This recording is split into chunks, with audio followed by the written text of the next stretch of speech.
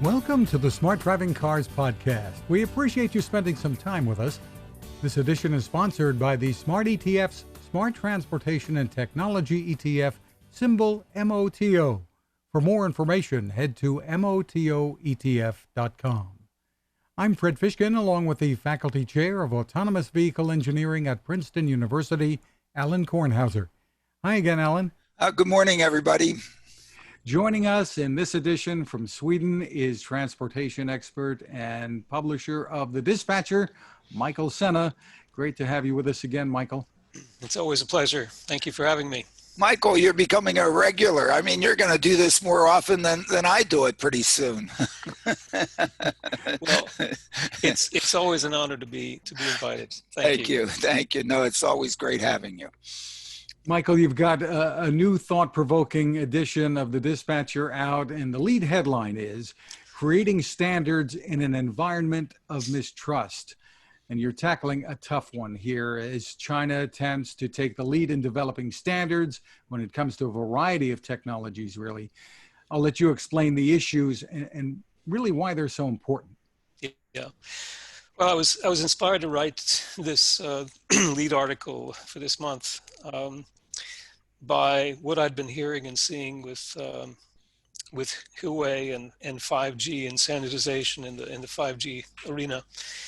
I had read that because of the, well, let's say, I don't want to say edict, but the restrictions on Huawei in the United States, the people who would be normally participating from U.S. companies and agencies in standardization of 5G were being a little bit careful. They weren't participating to the extent that they might want to have done, and as a result of that, the standards efforts were being led much more and participated in much more by the Chinese and the say the Huawei allies. So I decided it might be time to take a look at standardization in general for intelligent transport systems and see what has been happening and what impact the let's say the rise of China during the last 10 to 20 years has made.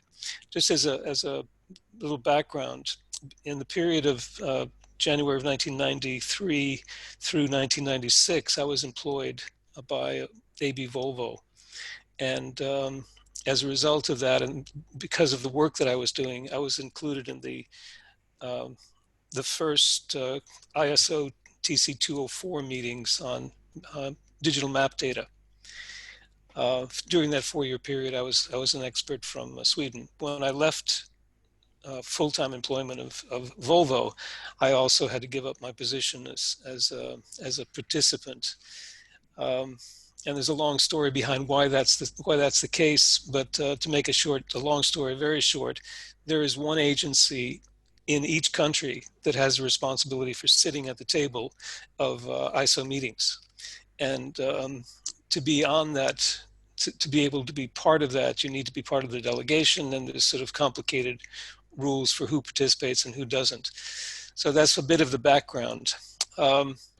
So what I found through the work that I've been doing, through the research that I made about what's been happening in ITS standards, is that it clearly in the world of ISO, there has been more participation by the Chinese delegations, but the two technical committees, which are looking at vehicle-related, one, the ISO TC204, which is intelligent transport systems, and ISO TC22, which is vehicle systems, have been led and continue to be led by the initial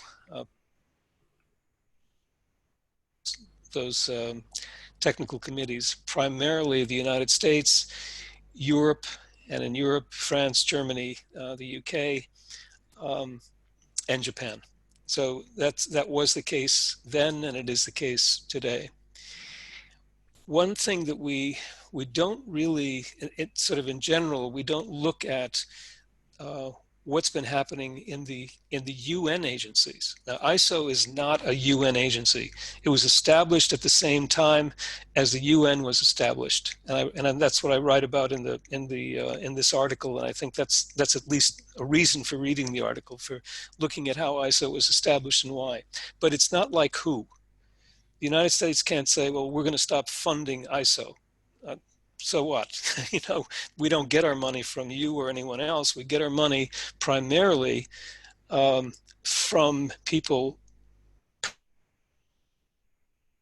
of money compared to the total amount of money that's spent by all of the groups, private and public, who participate in ISO, donate their time, pay for their own travel, and take part in these meetings. ISO, unfortunately, from my standpoint, and again, this is part of the reason writing this article, ISO does not make standards which have to be implemented. And it's the same is true for the UNECE, the UN agency work, WP29. They create a standard which then is a recommendation for implementation within the individual countries.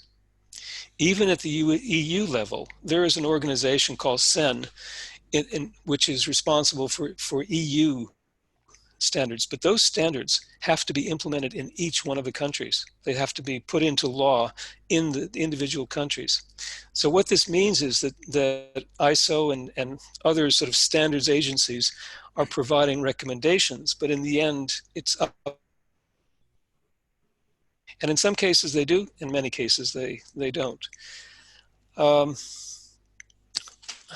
I guess you can say the summary of the work that I've done in looking at this is that I believe very strongly that the standards committees, and particularly ISO, because it does really have a structure for not only developing the standards, but putting them into a position for having them implemented everywhere, that they really need to step up and do more than they are actually doing. They need to take more responsibility. Of course, they can't do that on their own. It has to be part of governments deciding that this is actually going to happen. But what I try to do is make the case for a stronger ISO and a more centralized role for standardization, which would allow the inclusion. And the reason I point to ISO and not to the UN organizations, one of the problems that I see with the approach that the UN has had is that a country can decide that they represent a country. Now, we know that there are two countries representing Korea, but what we don't accept is that there are two countries representing China. There are two countries. There is Taiwan, there is the Republic of China, and the People's Republic of China. Within the standards organizations, including both the UN and ISO, Taiwan is not represented. So that's on the country side. The other aspect of this is that there's one individual organization for each country that represents the standardization efforts. Within the United States, there are a number of organizations. ANSI is one of them, but there are other organizations that are standardization organizations. There also are a lot of companies and people working in standards that aren't necessarily connected to these organizations. And that's the other thing that I put into this article, that there is an awful lot of standardization work that's going on that never gets into ISO, never gets into UNECE. And that's unfortunate because they become private is by the companies that participate in it. They pay for a membership. They get access to the standards activities and the documents, but those are not available generally to the rest of the public. So you only get to use them if you join and become a member. And I was part of one of these organizations for quite some time, the Audaces Forum. And the Audaces Forum has now sort of mushroomed into a number of different kinds of fora, and they together are working to develop standards very much organized around the advanced driver assistance systems, automated vehicles, self-driving cars, and all of those activities could very easily become part of an international effort. So I guess finally, to summarize, I'm calling for more work to be done by a larger group of people that will impact standardization on a global scale as opposed to simply a national scale. Are you calling for some kind of enforcement capability here? Yeah. Yes. And how would that Yes. work? Where would they get the authority to enforce anything? Well, I look at the, and I give an example of the European Union has standardized eCall, European eCall.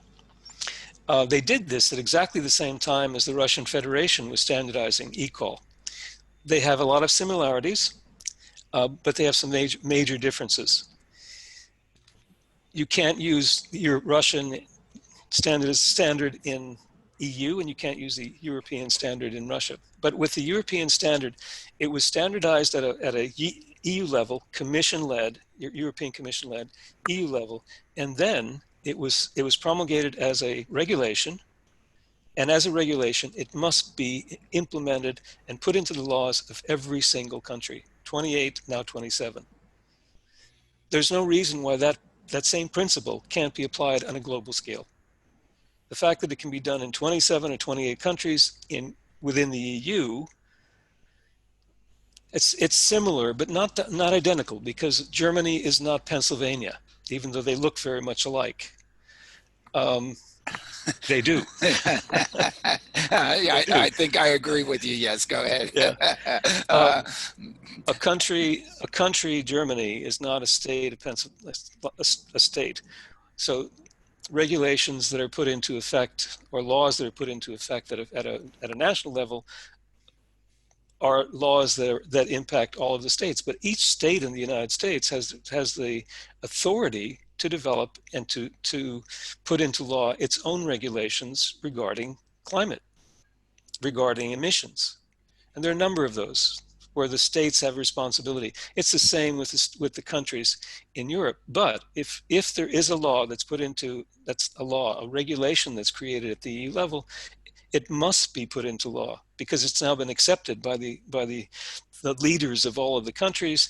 It must be put into law in each one of the states. And there's nothing like that in terms of standardization. There's nothing that says, anywhere there's ISO or any of these other standards, UNECE, UN organization, ITU.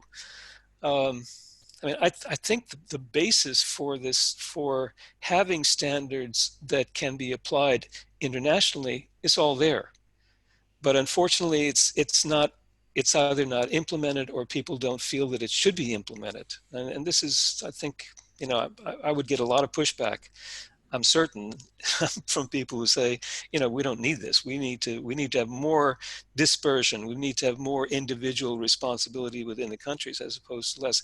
And I believe that that's the case in many areas, but not when it comes to standards. No. And these standards are really focused on safety. And fundamentally, as it comes out in some sense, that's the overriding aspect of it, and so right. Why the general public should be concerned here? What the meaning of this is, right? Well, the general public would have absolutely no understanding of a standard for a physical storage format on a navigation system in a vehicle. But if you said to the person, all of those CDs that you bought for your Dodge Dart, you can't play them in your Chevy Impala. You got to buy new Chevy Impala CDs. Do you think? But it's okay if a company says, all of those CDs that you bought to put into your Volvo for navigation, you can't use them now in your BMW. So okay, I'll buy new CDs to put in my. It really does affect us. It does, but we don't explain those sorts of things. It's not that big a deal because not everybody has a navigation system, or at least had. And then you make it transparent. It's no longer a CD. It's just there. And what do you do? Well, you can't do anything about it. How many people update the navigation systems that are in their vehicle? But if you made it possible for them to simply download something for whatever vehicle they've got and put it in their vehicle, it would be a lot simpler. But that's, I think, the whole ITS, sort of commercial consumer area. I mean, We're getting a little bit of digital breakup. We'll just Yeah, let the but audience know and apologize for that. yeah, but it's you know, it's in some sense in a larger scheme in the U.S. associated with it, interstate commerce and the Interstate Commerce Commission, so that you can actually operate between states. It has aspects of interoperability, so that in fact, if you buy a car that is manufactured here, it can be sold there, and so on. I guess part of the important thing with respect to the China thing is, I guess at some point, at least in the U.S., Chinese cars besides Volvo show up in dealerships or something like that. And then what does that imply on what is being sold? And I think in this current issue of smart driving cars, there's a comment about some electric vehicles showing up in the U.S. at under $10,000 a vehicle. And Yep. we'll have to wait to see how that hits. Is it going to look like when Japan first started sending cars to the U.S.? I'm just sitting here with a little smile. You had a comment about the tax incentives that Yeah, and buyers then will we're giving receive for tax incentives for it, yet we're fighting with those guys. I'm not sure exactly how all this, but it's kind of interesting. But in the guts, it really gets to the standardizations to somehow get some level of acceptability in terms of designs and so on. And I think, to me, it has not only it really is founded in safety aspects where it's most critical. Some of the others, is whether or not they're traveltainment or entertainment. I prefer to call it traveltainment, whatever. Comments, Michael? The safety aspects are very important, and with type approval in many areas, like particularly within the European Union, it's quite standard. It's important that the vehicles meet standards that are written down. It's not post approval, it's pre-approval. So before you can put your vehicle on the road, you have to go through the tests, and the tests are at a component level, and then they're at the entire whole vehicle level. We don't have that in the United States. We don't have type approval in the United States. You say to the authorities, my vehicle is roadworthy, and if it turns out that it's not, then you're in trouble. And we recall it. And it's recalled, and then it's a big deal. So you try to do whatever you can. Yeah. One of the things that I think that was pointed out in the article that what the UNECE, the WP29 has done with eCall, is that it's created a standard that can be used not only in the countries where there is a so-called European eCall or a Russian eCall, but it can be used everywhere to state that a vehicle is compliant from a crash worthiness standpoint. So we're back into safety, but we're testing a communication system. And I think even though it's important that the safety aspects work, more and more of those safety aspects are tied to communications. They're tied to connectivity. They're tied to sensors that are using both onboard and offboard messaging. So the connectivity has become much more important. Now, the Chinese vehicles haven't come into the markets yet. They're just beginning to come in, and part of the reason that they haven't come in, most of you know, and most of your listeners know, is that they haven't been able to pass the tests necessary to make them roadworthy. They haven't gotten to the point of having those cars in position of being acceptable. But as more and more of them have become electric, and fewer and fewer of the problems are now related to mechanics or related to the functioning of an ICE engine, they become much easier to put into the markets. But they still have to come over that hurdle of connectivity, and I think that's going to be a major one for them. I've looked at this at a very careful level, and connectivity is a major issue. Things work in China because everything is is built in China. But once you take something from China and try to put it into another market, things become very different. And that's the hurdle that they're going to have to come over, And whether it's an certainly, electric car or not. And Yeah. certainly that winds back to the whole 5G issues and so on that are going on now, because as we look forward, I'm sure we'll get to 6G and 7G and 8G, but we're going to go through 5G for a while. And so that piece of it is kind of important. Yeah, very important. Michael, another interesting story in the dispatcher focuses on an investigation of electric vehicle charging by officials in Germany. Yeah. Germany decided that it wanted to be a leader in electric vehicles. And in order to become a leader in electric vehicles, it had to do something which that many other countries are now looking at as well, is promoting electric charging stations and charging points. They had very, let's say, maybe a little bit overly optimistic objectives for how quickly they could become capable of handling large numbers of cars, electric cars. And they haven't come anywhere near the levels that they had projected that they should be or would be at this point. That's one problem. The other problem that's come to light is that monopolies developing, where organizations, whether they're public, private, or private, have been setting rates for charging, which they feel are, or which consumers feel are too high. And for some reason, the German government hadn't made this whole infrastructure for charging cars part of the same infrastructure for all of their electricity. It's sort of, they put it out there as separate. And what they found is I think something that's quite, if you thought about it enough, you probably would have come to the conclusion a lot earlier that in order to be able to build up an infrastructure like they're trying to build up, it takes a lot of money. And in order to get a return on the investment that it's going to take, people need to charge rates which give you the return.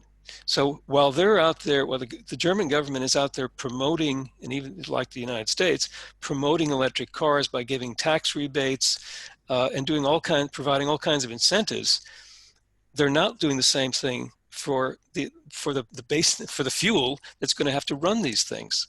They're saying, get the charging points in place, you'll earn your money when people start charging, but in order to get there, you have to invest a lot of money. Now, if you look at what did Tesla do? There was an article I wrote about this a few years ago. What Tesla said is, we're not going to be able to sell any cars unless we have chargers. They didn't depend on anyone else to build the chargers for them. They built the entire network themselves, and they continue to build the entire network themselves. And they've paid for this. This is part of the investment they made. This is part of the reason that they lost money for so much time, besides the fact that they were paying for connectivity that was enormously expensive, particularly in Europe, and not charging anybody for it. They made this investment. Okay, now their stock is worth a lot of money. People wonder why. It's no magic. No magic. No, you don't need to go to Israel and ask somebody why they're making a lot of money. You know, it's pretty straightforward. And they're going to continue because they've made that money. And just think how much they're going to charge for that electricity at some point if they wish to make more money. So because they've done the investment, they can turn that dial anytime they want, right? Exactly. Yeah, Exactly. and that's so the German government. Go ahead, Michael.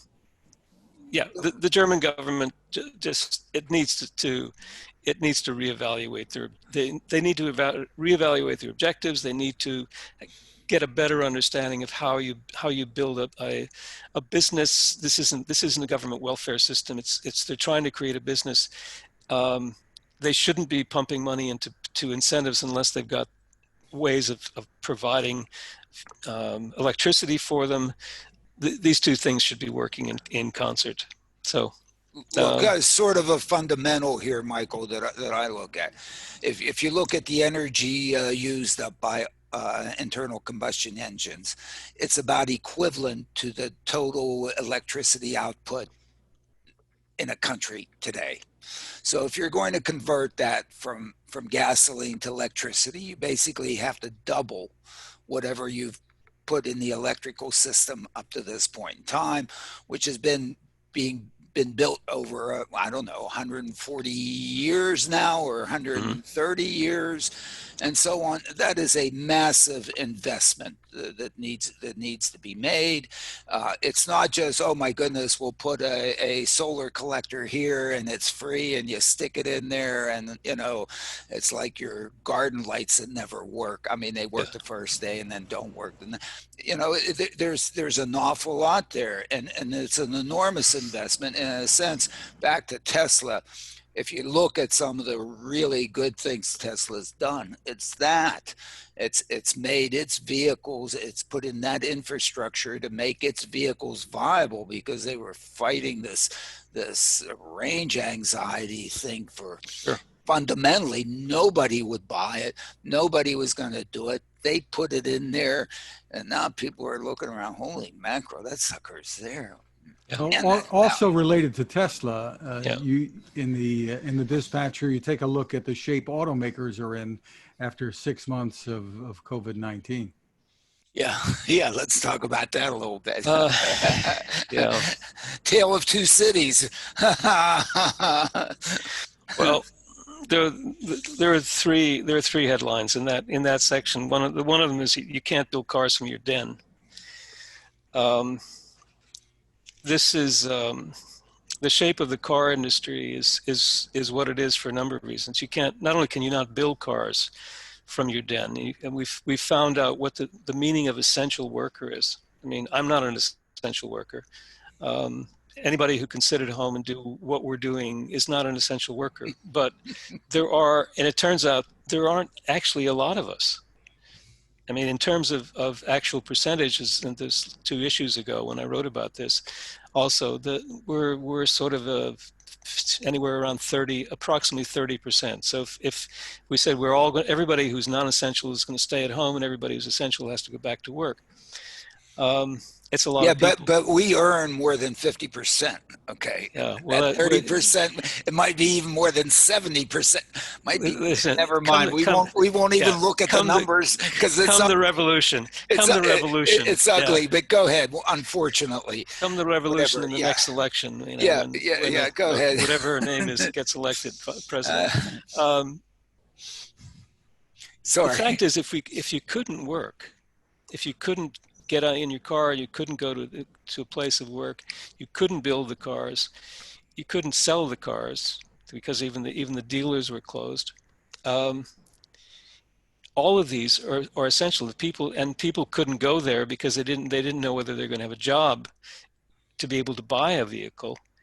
The car industry was completely shut down. I mean, we have 4 companies in Sweden that are primarily car companies, or car and truck companies. Those, nobody could go to work, including the people who were actually building the cars. So you can't build them, you can't sell them. And this is why, again, we come back to Tesla and Elon Musk. This is why Elon Musk was ready to go to jail to get his workers back to build the cars that he had already sold. Every one of those cars, almost every one of those cars, like 80% of the cars, were already sold, and he had to deliver them in order to get the money. And he did this. He went to bat and fought against the authorities in California to get his people back to work so that they could build the cars. So that's one of the issues. But goodness, and to get, if you look at essential workers, if you're working on an assembly line, you need to be there to put like gizmos on top of whatever's and and screw here and cut there, as opposed to the rest of us. We're there on our little whatever baboos, and we have no need. I mean, love to be near you, Michael, and so on. But I mean, look, hey, we can do this. But if you're building a car, if you're involved in the assembly line, if you're in a meat processing plant, if you're in a chicken processing plant, if you're part of making foods, if you're in an Amazon warehouse who's maybe there are a bunch of pickers and automated systems that go grab stuff, but you need some people there in there that have the appropriate dexterity, not only in arms and limbs, but also brains. Yeah. To do that To do the stuff, work. and they really are essential, as well as in the hospitals and Yeah. the medical Yeah, places. exactly. And so, yeah, those are really important. And the Well, the people issue, that then go clean the places and, mm, and make them sanitary and get rid of that little virus thingy. but I mean, Toyota's down 35%, Nissan's down 50%. Mitsubishi's leaving the European market completely. You know, And there were, Tesla's at $1,900 a share. the next title was, did any company beat the virus? And the answer is Tesla.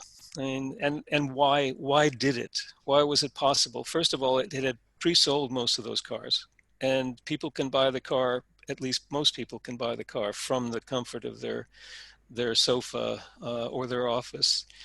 I point out in the newsletter, unfortunately, I saw what Corvette built last year with a mid-engine Corvette. I said, oh, wow. Mm-hmm. And you should see what, if you go on their configurator and you build one in orange with a black racing stripe and orange seat belts. I mean, the thing is like, wow. And so here I am thinking, oh man, got to have a Corvette, whatever, and I actually tried to order one. Mm-hmm. It's impossible. Yeah. First of all, And apparently they're sold out because they didn't make any. So you got to wait till 2021. They even say you have to come into the dealership. I said to them, have you heard of Tesla? I mean, look, how are you really? I went to the configurator and I configured I mean, do I really need to go in there? Forget the virus. What are you going to try to upsell me? And then so on. And then tell me as soon as I drive the thing out of the garage, out of the parking lot, oh, that thing's crap. Trade it in and buy a new one. I'm just going to wait for the Tesla Roadster. The hell with them. I mean, talk to me, Michael. Yeah. I wrote and Fred. Yeah, I want to ride about yeah. Whatever. I mean, this is all fantasy in my head. But go ahead. Go ahead. This was part of the issue. This was part of the August issue about buying cars over the internet. And one of the articles in here was one of the readers, one of dispatcher readers came back and said, well, Tesla isn't 100% on the internet, and there are incentives for selling cars, and it's very good. But on the other hand, most of what you buy from Tesla, you're buying over the internet. You're not having to configure and then go to a dealer and get a price and then have the dealer order the car for you. You're buying it directly from so that's part of the reason why I think Tesla was in a better position than all of the other companies. That it got all of its staff back to work much more quickly than everyone else. And the way it sells the cars and the way that it delivers the cars, it was organized better than all the other companies to be able to get through this situation without losing lots of money. Yeah, and I think it's really evolved in terms of the customer. It's fundamentally different customer service, and in some sense it fits in with the Amazon model and what seems to be what everybody's getting trained on. They're getting trained on being able to buy online and order it and having a lot of things supported and done and delivered as you wanted, and the opportunity to, if it doesn't come to you correctly, to take it back, and sort of all those things. And the car industry, I think, is going to have to rethink its dealership models. I mean, and how dealerships work. We'll continue in just a moment, but this is a good time to remind you about our sponsor, the Smart ETF's Smart Transportation and Technology ETF, symbol MOTO. To get more info, head to motoetf.com. On that website, we want to point out it's a good idea to read the white paper that they have there. It's titled The Smart Transportation Revolution. It's under the Insights and News tab. It's got great information to help you make an informed decision. You may know that ETFs are a smart way, can be a smart way to spread risk with investments, focusing on a particular category of stocks. The site again is motoetf.com. Alain, in the latest Smart Driving Car newsletter, you highlight what has become an all too familiar story. A 60-year-old black man in Georgia, Julian Lewis, fatal shot during a traffic stop over a broken taillight. In this case, the state trooper has been fired and charged with murder, but you've made this one of the top stories in the newsletter. Well, I think, and then there's some discussions on also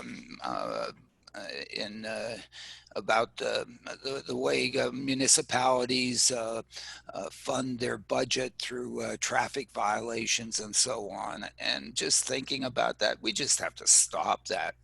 I mean, it's got to be probably the most regressive way to capture money by a locale is to do traffic stops. And in some sense, traffic regulations, if you look at the interactions of most people with the police, when does it come in a traffic violation sort of thing? And yes, some of those things are fine. Many of them aren't pretty. And then what does everybody have? Just a terrible view of the police. That's in the best situations. And my goodness, what do we have?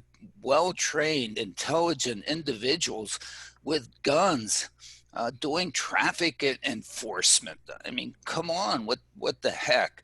And in some sense, maybe it's up to the automobile industry too to put the darn technology in these vehicles that doesn't let them be misused, that doesn't let them excessively speed, go through red lights, not stop at stop signs, hit pedestrians. Come on. I mean, you have the technology to do this instead of going out there and selling us a dream that we can do donuts on our neighbors' lawns and go who knows how fast with the little thing down there saying, don't do this. It's closed course as the clouds of dust go up behind a Mercedes fleet running at who knows what speed on it.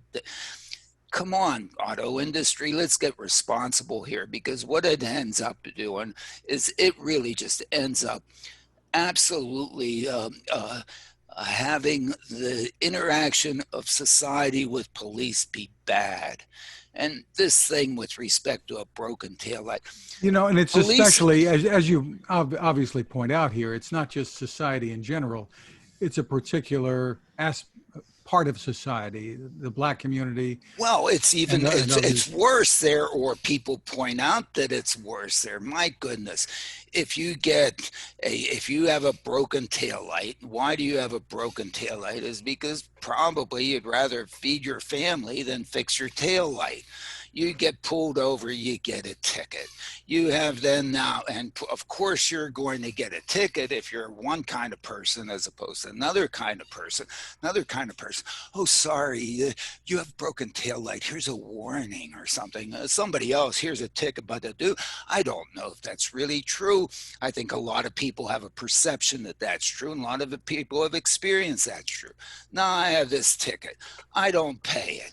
Okay, there's now a warrant out for the non-payment of this ticket.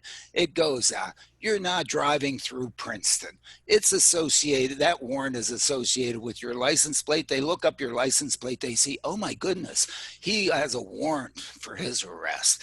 And also a broken taillight. You pull him over, not only now do you get a second ticket for a broken taillight, you then get arrested and so on and whatever because of the warrant out for your arrest because you didn't pay the darn other ticket. How do you get out from this spiral? I mean, talk about, I don't want to call it this is a real black hole. I mean, you can't get out. The gravity in that sucker is pulling you in. You have no opportunity. Why? For a broken taillight? come on. Geez, there should be a fund out there to, hey, if you're poor, we'll fix your broken taillight. Why? Because we're going to make a whole world safer, because now you won't have the broken taillight. There's reason to do that, as opposed to, oh my goodness, oh, if there are all these automations and people don't go through red lights and don't speed anymore, we're not going to have enough money to run our little community, because our community is funded by these damn tech. Really? Stop. It's been going on too long. Michael, what do you think? Well, there's nothing to disagree with you. I'll just extend it to one more. One of my pet peeves is the whole issue of charging tolls, particularly tolls for coming in and going out of cities. Again, it's on congestion pricing. You're against congestion pricing. Yes, you're against congestion pricing. Yeah, I've been against congestion pricing. My forever. goodness, if there's congestion pricing, I can go into the city and whatever, and there'll be nobody there, and I'll gladly pay whatever the 2 pence that they want for it. Well, maybe Michael's point is that you can afford to pay it, but what about those who can't? And exactly. Of course, that's. I know it's Michael's point. That was the point you've been making. That was the point you were making about paying a ticket for the broken taillight. I mean, there are people who will continue to have a broken taillight or other things wrong with their vehicles that endanger themselves and other people as well, because they don't have the money to do it. It's the same with charging people to drive places where they need to drive in order to get to where they need to be. They're not just running around or driving around to have fun. The only guy that's driving around for no good reason is me. It's me that's driving around for no good reason. It's not the people that really need to be there. I agree. People say, well, whatever, if we have driverless vehicles and all this mobility, this is going to increase vehicle miles traveled. And I say, great. Guess what? You get a lot more value. You only travel because it improves your fundamental benefits. Otherwise, if you don't improve your benefits, you stay at home. So it's fundamental improvement, quality of life. We have more people traveling, more better quality of life out there. Oh, but those people, they aren't allowed to travel. It's only me. Let's keep them off the road. Let's put them in mass transit so that, in fact, then I can with my never mind. With that roadster or the Corvette, right? Yeah, right. For the first time, at least for now, Alain, NVIDIA's server business brought in more money than the company's core video game graphics card business last quarter. I'm so glad a couple of years ago I bought like 2 shares or something like that. I'm not a rich guy. That's why at least I didn't short Tesla at 400, which is what I wanted to do. But anyway, yeah. Oh my goodness. Here it is, a gaming company, all of a sudden making a ton of money on AI, now making a ton of money on servers.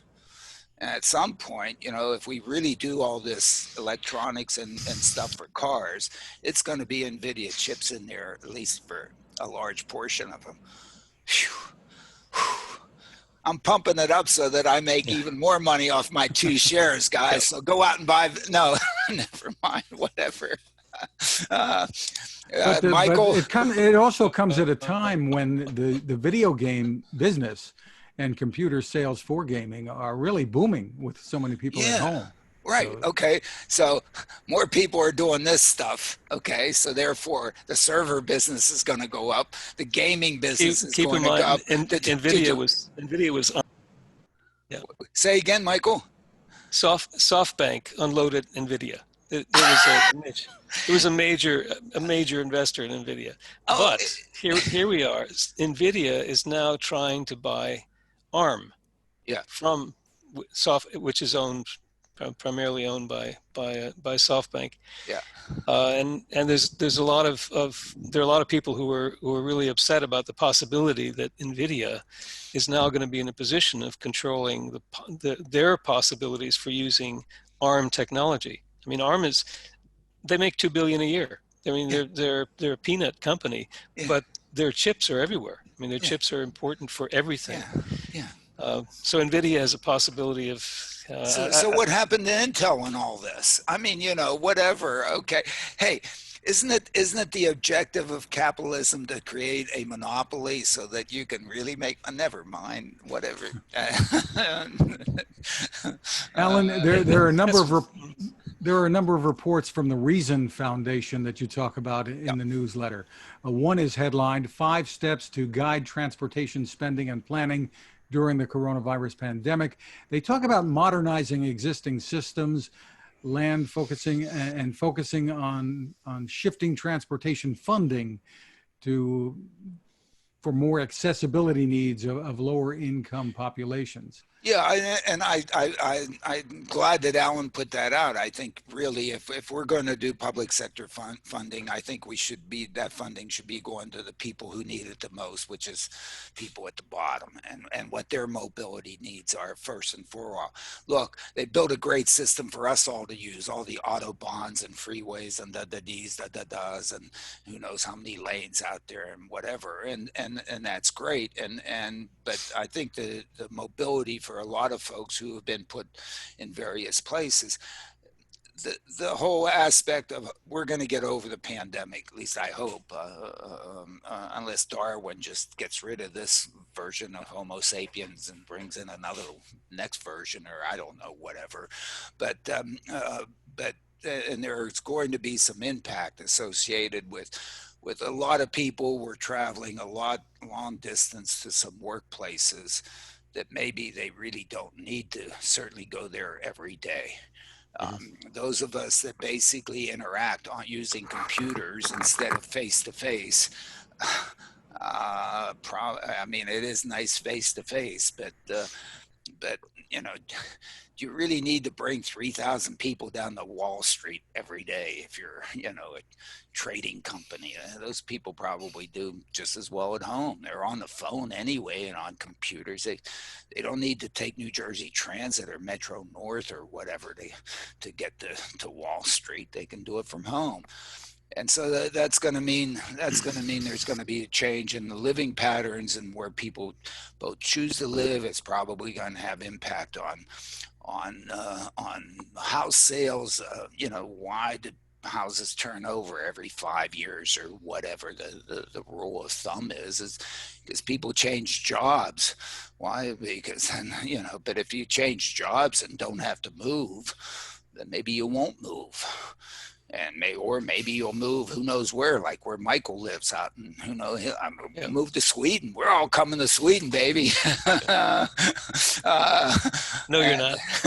Oh, geez, you won't let me in, damn it. No. Political asylum. So, yeah. Along the lines of what you're saying, Alan, Cranes has a report with a survey saying the return to the office will be much slower than expected. Well, I guess that's what we're seeing. I mean, Uber's looks like they're chop, their expenses by saying, "Hey, don't come back until after June 21, and here we'll give you $500." I mean, come on, what's it take to support a person in an office, per month, whatever? I mean, it's non-trivial. Give them 100 square feet, whatever. Certainly, if you're doing in Manhattan or San Francisco or even Mountain View, it's non-cheap. Then you have to house their car or whatever, and parking lot. You don't have to do that anymore.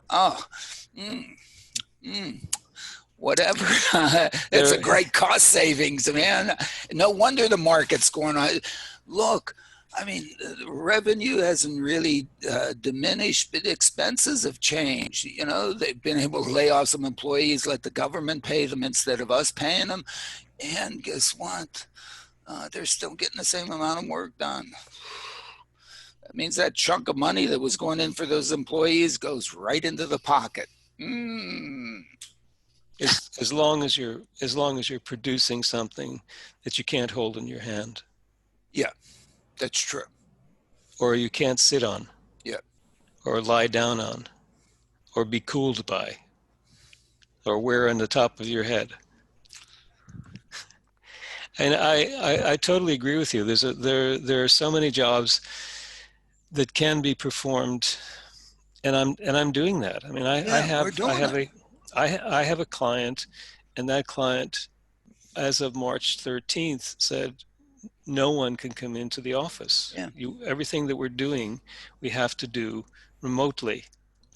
But at a certain point in time, a car will be delivered, a car will be produced, it will be delivered, it will yeah. needs to be It it needs needs to be people. tested. All of the components of this, of the, from start to beginning to end, will all have to be touched, Yep. and you cannot do that remotely.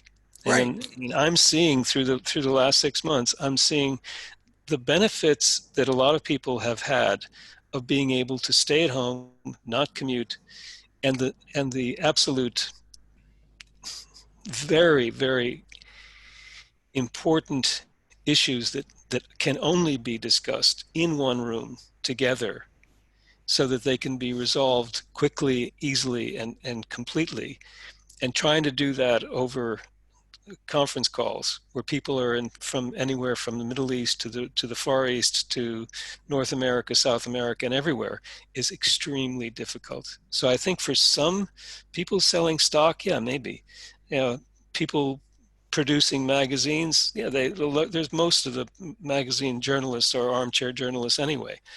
But if you're trying to do something that actually is producing something that people are going to have to use, whether it's a computer or a car or food, you can't do that from home. Yeah, the assembly lines need people. A lot of the assembly lines and manufacturer stuff, a lot of it can be done and is being done automatically, but you need people at various stages along that process Yeah, but to be Alan, able to do that. I go further than that. Yeah, okay. You can't just say that all of the people who don't have to be on the assembly line can work at home, and all the people who do have to work on the assembly line have to be there. You can't do that. You know, it's like saying, well, if the doctor isn't needed, the doctor can just do everything at home and he can communicate to everything. But in the end, somebody's got to go inside of you and pull out the, you know, the has foot of intestine and sew you back up again so that you can go on living. I mean, there Yeah, are certain things that need to be done even by the people who for a certain period of time can actually work from home, whether you're the CEO of a company who actually turns out to be an essential worker, because that guy, no CEO have been working at home if they have they haven't been doing a good job at all. And all the people who need to be close to the engineers, need to be close to the production people, those people have to be there. And then if you're running a company, the majority of those people have to be in close contact with each other. They can, as we've been forced to see people working at home for an extended period of time. But then you've got companies like Volkswagen with their sales down and profitability down enormously. I mean, billions and billions and billions of dollars and euro have been lost as a result of this. We can't just say, well, everything is going to be different because now everybody's going to work from home. They're not. well, the education community of which I am part of. Okay, yeah, I mean, if you look, hey, we are virtual. I'm basically not allowed in my office. We're trying to do this. I have to end this in 8 minutes because I have to go do advising to some student in who knows where, maybe the Czech Republic and so on, who's going to create a pod with with a student who's going to come from Belgium to live in Prague with another Prague student. The three of them are creating a pod to study at Princeton, and we're gonna see how good the education is. I'm No,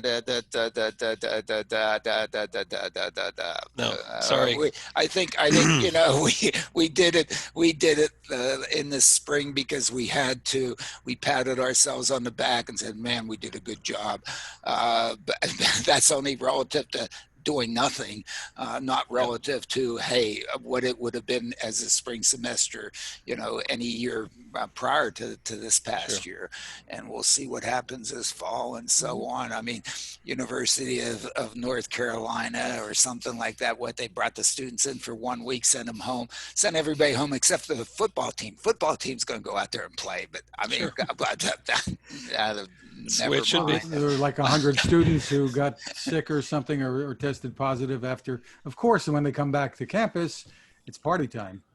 Well, but I think I need a party. Darn it, I want to throw a party. We need to have our summit, and we need to have our Tuesday night at my house affair. That's right. So on. Yes. We really do need to, I mean, we really do need it. We need it so bad. It might be worth getting the damn thing, finally, because we're going to get it anyway, whether it's now or later. I mean, are they really? Good thing those Russians are out there testing the virus, the vaccine, man. Go ahead. Well, either you all die and we know, we're not touching it, or you're all great and we want some of that. I don't know. Well, Alain, you mentioned the summit. It's on the calendar for October 20th through 22nd. If you go to smartdrivingcar.com, It is, and right now the plan is virtual. Well, of course it's virtual. I mean, if I were to say, they're not letting you in your office. So I mean, I can't even go to my office. What will we do? We could do it, at 42 Cleveland Lane or something like that. I don't know, whatever. But yeah, we're still going to try to do it. We need to figure out a good way to have interaction. Okay, it can't be one way. It has to look, because when you go to these things, you mix. Everybody contributes. You don't just sit there and, drink from the fire hose. Yep. You have your own fire hose you put out there or something, and it's really important. And if we can't do that, then, we'll just wait. I don't know. Still trying to do it. Well, Michael, it's been really great having you with us again. Thank you so much for it. Always is. It's great. My pleasure. We have a lot of fun, don't we? I mean, well, this is very serious stuff, but and there are some fundamentals that people really need to pay attention to, and then the details too. And anyway. Our thanks to our sponsor, the Smart ETF's Smart Transportation and Technology ETF. The ticker symbol for the ETF again is MOTO. And for more information, go to motoetf.com. You can find us at smartdrivingcar.com, also on Anchor FM, Spotify, TuneIn, Apple, Google, Spreaker, SoundCloud, wherever you get your podcasts. You can get that smart speaker to play us too. You can find my tech reports at techstination.com. I'm Fred Fishkin along with Alain Kornhauser. Thank you for listening or watching, and please stay safe. Thanks, everybody. And Michael, thank you. It's always wonderful. Another great edition. And let's just keep having some fun.